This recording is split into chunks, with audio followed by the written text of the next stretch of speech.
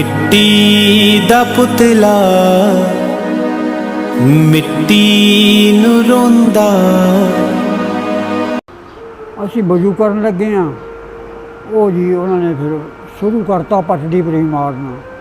ਉਹਦੀਆਂ ਬੀਬੀਆਂ ਨੇ ਸਾਡੇ ਨਾਲ, ਮੇਰੀ ਮਾਂ ਭੈਣ ਹੋਰ ਜਿਹੜੀਆਂ ਬੀਬੀਆਂ ਦੀਆਂ, ਉਹ ਚੀਕਾਂ ਮਾਰਦੀ, ਕੋਈ ਇੱਧਰ ਭੱਜੀ ਹੈ, ਕੋਈ ਇੱਧਰ ਭੱਜੀ ਹੈ, ਕਿਸੇ ਨੇ ਫੜ ਲਿਆ, ਕਿਸੇ ਨੂੰ ਮਾਰਤਾ।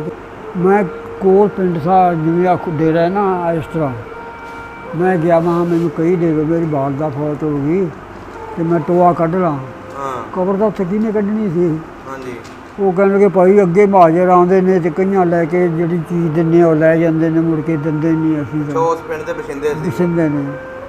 ਉਹ ਇੱਕ ਗੋਹਾ ਇਕੱਠਾ ਕਰਨ ਵਾਲੀ ਤਾਂ ਮੇਰਾ ਛੋਟੀ ਜਿਹੀ ਕਹੀ ਪਈ, ਆਹ ਲੈ ਜਾ, ਕਹਿੰਦਾ ਮੈਂ ਲੈ ਇਹੀ ਦੇ ਦੇ।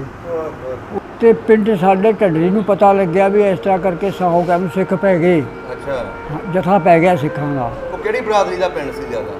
ਮੁਸਲਮਾਨਾਂ ਦਾ, ਰਾਜਪੂਤਾਂ ਦਾ। ਉਹ ਵੀ ਰਾਜਪੂਤਾਂ ਦੇ 100? ਰਾਜਪੂਤ, ਹਾਂ, ਚਾਰੇ ਪਿੰਡ ਦੇ ਰਾਜਪੂਤਾਂ ਹੀ ਸੀ। ਅੱਛਾ, ਰਾਜਪੂਤਾਂ ਦੇ। ਲਓ ਜੀ, 4 ਚਫੇਰੋਂ ਫਿਰ ਜਿਹੜੇ ਮੁੰਡੇ ਸੇ ਬਰਛੇ ਗੰਡਾਸੇ ਲੈ ਕੇ ਆਪਣਾ ਭੱਜ ਕੇ ਪੈ ਗਏ। ਤੁਸੀਂ ਵੀ ਗਏ ਸੀ? ਮੈਂ ਵੀ ਗਿਆ ਸੀ। ਮੇਰੇ ਕੋਲ ਸੀ 3 ਕੁੰਡੇ ਲੱਗੇ ਹੋਏ ਸੀ। ਉਹਨੂੰ ਛਵੀ ਸੀ ਐਡੀ ਲੰਬੀ, ਪੁਰਾਣੇ ਵਕਤ ਦੀ, ਸਾਡੇ ਬਾਬੇ ਦਾਦੇ ਤੋਂ। ਜਿਵੇਂ ਧਰੇਕਾਂ ਖੜੀਆਂ ਨੇ, ਉਹਦੇ ਉੱਤੇ ਲਟੇਰੇ ਬਰਛੇ ਤਲਵਾਰਾਂ ਨਹੀਂ ਖੜੇ ਨੇ।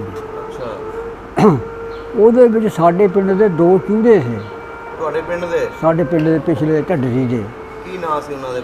ਇੱਕ ਦਾ ਨਾਮ ਚਾਨਣ ਸੀ, ਇੱਕ ਦਾ ਨਾਮ ਬਰਿਆਮ ਸੀ।